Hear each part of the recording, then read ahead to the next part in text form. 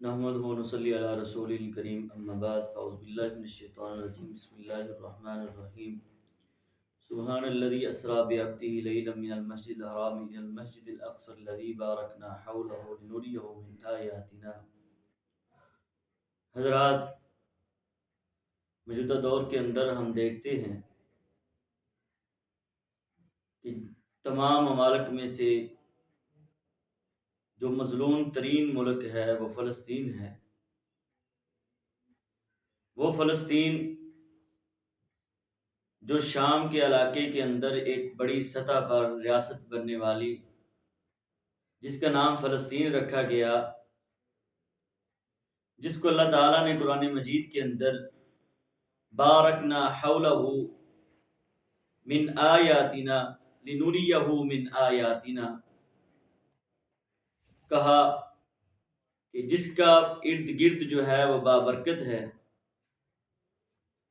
وہ فلسطین جس کے اندر سیدنا ابراہیم علیہ السلام کی دعوتی کاوشوں کا مرکز رہا۔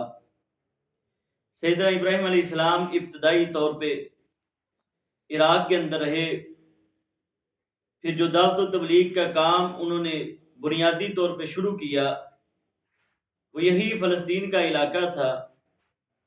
پھر ایک دفعہ درمیان میں مکہ میں گئے، پھر واپس آئے، پھر وہاں پہ آ کے دعوت و تبلیغ کا کام شروع کیا۔ سیدنا ابراہیم علیہ السلام کے پوتے یعقوب، جن کو اسرائیل کہا جاتا ہے، ان کے بیٹوں کو بنی اسرائیل، جن کی وجہ سے آج فلسطین کے اندر اسرائیل کا نام رکھا گیا۔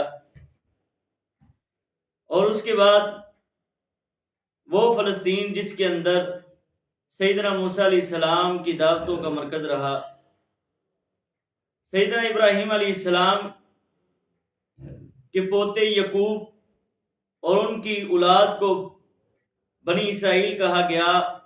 اللہ تعالیٰ نے ان حضرت یعقوب علیہ السلام کی بیٹوں کو بہت سے مال و متاع سے نوازا، پھر بڑی بادشاہی دی، بڑی سلطنت دی، لیکن ان ظالموں کو یہ راس نہ آئی۔ انہوں نے آہستہ آہستہ دین سے منحرف ہوتے گئے۔ پھر ایک وقت ایسا آیا کہ جس وقت اللہ تعالیٰ نے ان کے اوپر فرعون کو مسلط کر دیا۔ پھر فرعون نے ان کے اوپر ایسا ظلم کیا، اللہ تعالیٰ نے اپنے قرآن مجید کے اندر ارشاد فرمایا کہ یہ فرعون جو تھا وہ یہ ان کے بیٹوں کو زندہ ذبح کر دیتا تھا، جیسے پیدا ہوتے ویسے اس کو ذبح کر دیتا، اور ان کی عورتوں کو غلامی کے لیے زندہ چھوڑ دیتا۔ پھر اللہ تعالیٰ کو ان کے اوپر پھر ترس آیا اور سیدنا موسیٰ علیہ السلام کو بھیج دیا ان کی دعوت و تبلیغ کے لیے، ان کی اصلاح کے لیے، تاکہ یہ واپس دین کی طرف لوٹے، یہ اتنی ازمائش سے باہر نکلیں۔ تو سیدنا موسیٰ علیہ السلام ان کے پاس گئے اور ان کو جا کے کہا کہ آپ ہمارے ساتھ آؤ، جا کے ہم فرعون کا مقابلہ کرتے ہیں۔ لیکن ان ظالموں نے اس وقت کہا تھا اذهب انت وربك فقاتلا، تم اور تمہارا رب جاؤ اور جا کے جہاد کرو، ہم آپ کے ساتھ نہیں چلنے والے۔ پھر سیدنا موسیٰ علیہ السلام نے اکیلے جہاد کیا اور فرعون جو تھا اس کو اللہ تعالیٰ نے غرق کر دیا۔ پھر اس طرح ان کے بعد کئی انبیاء آئے جن کی دعوتی تبلیغ کا یہ فلسطین مرکز رہا، لیکن ان ظالموں نے، ان یہودیوں نے اپنے مظالم جو تھے ویسے کے ویسے رکھے۔ میں انتہائی مختصر یہ بیان کر رہا ہوں۔ سیدنا زکریا علیہ السلام آئے، دعوت و تبلیغ کے لیے آئے، ان کی اصلاح کے لیے آئے، لیکن ان ظالموں نے بیت المقدس کے سامنے پتھر مار مار کر ان کو شہید کر دیا۔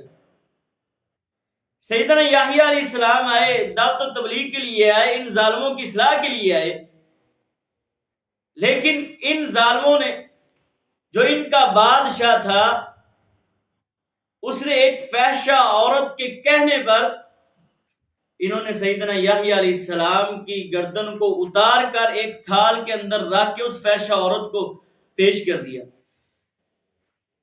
پھر سینکڑوں انبیاء آئے جن کی دعوت و تبلیغ کا یہ فلسطین مرکز رہا۔ ان ظالموں نے سینکڑوں انبیاء کو شہید کر دیا۔ پھر سیدنا عیسیٰ علیہ السلام آئے۔ سیدنا عیسیٰ علیہ السلام جب دعوت و تبلیغ انہوں نے شروع کی، ان کی اصلاح کرنے کی کوشش کی، تو ان ظالموں نے ایک ناجائز مقدمے کے اندر درج کر کے ان کو قید کر دیا۔ پھر عید کا دن آیا، ان کا بادشاہ عید کے دن آ کے کیا کہتا ہے؟ اعلان کرتا ہے، کہتا ہے کہ میری جیل کے اندر دو بڑے مجرم ہیں، ایک جو عیسیٰ ہے جو اللہ کی طرف دعوت دینے والا ہے، اور دوسرا جو بڑا ڈاکو ہے۔ آپ مجھے یہ بتائیں کہ دونوں میں سے میں کس کو قتل کروں اور کس کو چھوڑ دوں؟ سب ظالم جو تھے بیک آواز بولے کہ سیدنا عیسیٰ علیہ السلام کو سولی پہ لٹکا دیا۔ پھر اللہ کی طرف سے مدد آئی، اللہ تعالیٰ نے حضرت عیسیٰ علیہ السلام کو اپنی طرف اٹھا لیا۔ کسی ان کے یہودی کو ان جیسی شکل دی، انہوں نے پھر بھی نہ شرمندگی، ان کو پھر بھی وہ شرمندہ نہ ہوئے، انہوں نے اس کو سولی پہ لٹکا دیا، اور پھر فخر سے کہتے تھے کہ ہم نے مسیح علیہ السلام کو ہم نے قتل کر دیا ہے، پھر بھی شرمندہ نہ ہوئے۔ پھر اسی طرح اللہ کے نبی کا دور آیا، اور اس دور کے اندر جو بیت المقدس تھا، اس کی فتح کے لیے جو نوجوان آنا تھا اس کی پیشین گوئی دی گئی، پھر اس کی نشانیاں بتائی گئی، اسی طرح تورات میں بتائی گئی۔ سیدنا رسول اللہ صلی اللہ علیہ وسلم کے بعد جب سیدنا عمر رضی اللہ تعالی عنہ خلیفہ بنے تو اس وقت بہت سی فتوحات حاصل ہوئیں۔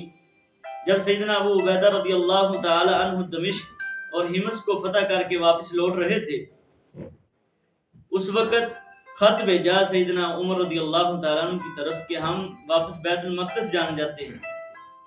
تو سیدنا عمر نے اجازت دی، تو اس سے پہلے سیدنا عمرو بن عاص رضی اللہ تعالیٰ عنہ کے بیت المقدس کا جو وہاں کا حکمران تھا ارطبون، اس کے ساتھ خط کے اندر بات چیت چلتی تھی۔ تو اس ارطبون نے یہ واضح کیا کہ بیت المقدس اس وقت تک فتح نہیں ہوگا جس وقت تک ایک ایسا شخص نہ آئے جس کے نام کے 3 حروف ہوں گے۔ سیدنا عمرو بن عاص خوش ہوئے اور سیدنا عمر رضی اللہ تعالیٰ عنہ کو یہ خوشخبری سنائی، اور اس کے بعد سیدنا عمر نے اجازت دی۔ سیدنا عبیدہ رضی اللہ تعالی عنہ جب انہوں نے بیت المقدس کا گراؤ ڈالا، اس وقت ان کا جو بادشاہ تھا ارطبون یہ بھاگ گیا۔ عیسائیوں نے کہا کہ ہم تو بیار و مددگار ہو گئے ہیں، اب ہم کیا کریں؟ اس وقت ان کا جو پادری تھا یہ اپنے پادری کے پاس گئے، ان کو کہتے ہیں آپ اس کا ہمیں حل بتائیں، کیا کرنا چاہیے؟ تو انہوں نے کہا کہ جو میرا علم ہے وہ یہ ہے کہ یہ ایسا شخص آئے گا اور اس کی کچھ نہ کچھ نشانیاں ہوگی، اور ان نشانیوں کو اگر اس کے اندر واضح ہو جائے گا تو ہم بیت المقدس کو دے دیں گے۔ پھر سیدنا ابو عبیدہ کو انہوں نے اپنی دیوار کے پاس بلایا، ان کو یہ واضح کیا کہ ہم ایسے شخص کو یہ دیں گے جس کے اندر یہ نشانیاں ہوں گی۔ جب وہ نشانیاں سیدنا ابو عبیدہ کے سامنے آئی تو وہ صحابہ کرام کے پاس آئے جو ان کے ساتھ اس لشکر میں شریک تھے۔ تو سیدنا ابو عبیدہ رضی اللہ تعالیٰ عنہ نے آتے ہی اللہ اکبر کا نعرہ لگایا اور لا الہ الا اللہ محمد رسول اللہ کا نعرہ لگایا، اور سب خوش ہوئے۔ سیدنا عمر رضی اللہ تعالیٰ عنہ کو پیغام بھیجا کہ آپ جلدی سے یہاں تشریف لائیں۔ پھر انہوں نے سیدنا عبیدہ نے آزمانے کی کوشش کی کہ شاید یہ بندہ کو جھوٹ تو نہیں بول رہا، تو سیدنا خالد بن ولید رضی اللہ تعالی عنہ کو انہوں نے آگے کیا کہ آپ ان کے پاس سیدنا عمر بن کے جائیں تاکہ پتہ چلے کہ یہ سچ بول رہے ہیں یا جھوٹ بول رہے ہیں۔ تو پادری کہتا ہے کہ شکل تو ویسی ہے لیکن مجھے وہ نہیں لگتی، یہ وہ نہیں ہے۔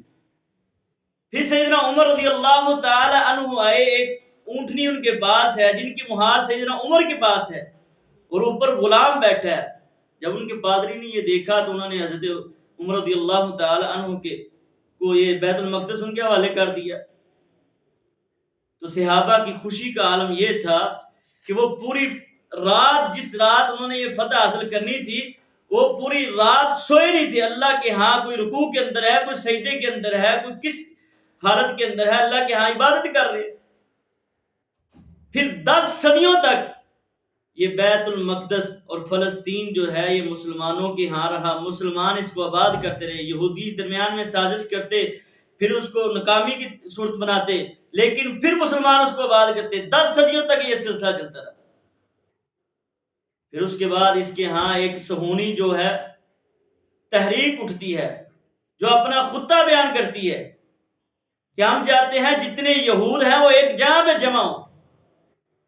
تو اس وقت برطانیہ اور فرانس جو تھے یہ اس کام میں مشغول تھے کہ ہم جتنے بھی چھوٹے چھوٹے ممالک ہیں ان کا پیسہ کسی نہ کسی طریقے سے ہم کھانا شروع کر دیں، یہ ہمارے تک پہنچے، یہ ہمارے انڈر میں چلیں۔ اس وقت فرانس اور برطانیہ نے یہ کام کیا، انہوں نے کہا کہ فلسطین جو ہے یہ مسلمانوں کا ایک بڑا ملک ہے، اس کو اس طرح توڑنا جو ہے یہ بڑا مشکل ہوگا۔ تو انہوں نے یہ ایک کام کیا کہ عربوں کے پاس جاتے ہیں، ان کو کہتے ہیں کہ آپ سب سے اعلیٰ ہیں، ترکوں کے پاس جاتے ہیں، ان کو کہتے ہیں کہ آپ سب سے اعلیٰ ہیں۔ اس طرح گروہ بندیاں شروع ہوئی۔ جب گروہ بندیاں شروع ہوئی، کچھ کو ادھر سے خریدا، کچھ کو ادھر سے خریدا، تو اس وقت اس طرح ٹکڑے ہونے شروع ہو گئے۔ جب ٹکڑے ہونے شروع ہوئے تو فلسطینی جو تھے یہ کمزور ہونا شروع ہوئے۔ پھر جو انہوں نے اسرائیلیوں نے اپنا خطہ جو بیان کیا تھا، انہوں نے اقوام متحدہ میں پیش کیا، وہاں انہوں نے منظور کر دیا کہ یہ ایک ریاست ہے، لیکن مسلم ممالک نے اس وقت بھی اس کو منظور نہیں کیا تھا۔ پھر ان ظالموں نے جب ریاست کو قائم کر لیا، ایسا ایسا یہودی اس کے اندر آباد ہونے شروع ہو گئے۔ پھر اس کے بعد ان اسرائیلیوں نے یہ کام شروع کر دیا کہ انہوں نے بیت المقدس کے آس پاس دیواروں کے ساتھ سرنگیں کاٹی تاکہ اس کو گرایا جائے۔ اس وقت مسلمانوں کی تحریکیں اٹھی، عرب جو تھے ممالک وہ بھی ساتھ، اور باقی جو لوگ تھے وہ بھی ان کے ساتھ اٹھے، اس کے خلاف آواز اٹھائی گئی۔ اس وقت فلسطین جو تھا یہ ایک مضبوط تھا جب تحریکیں ان کے ساتھ تھیں۔ لیکن آج یہ مسئلہ کیوں بنا؟ کیونکہ فلسطینیوں کو یہ معلوم ہو چکا ہے کہ ہم صرف اکیلے ہیں، باقی جو لوگ ہیں ہمارے ساتھ نہیں ہیں، باقی جو تحریکیں ہیں وہ ہماری مدد نہیں کرنے والی، صرف ہم ہی ہم ہیں، باقی ہمارا ساتھ نہیں دینے والی۔ یہ نہ ہو کہ کچھ دیر کے بعد ہم سے فلسطین جو تھوڑی بہت جگہ ہمارے پاس ہے یہ نہ چلی جائے۔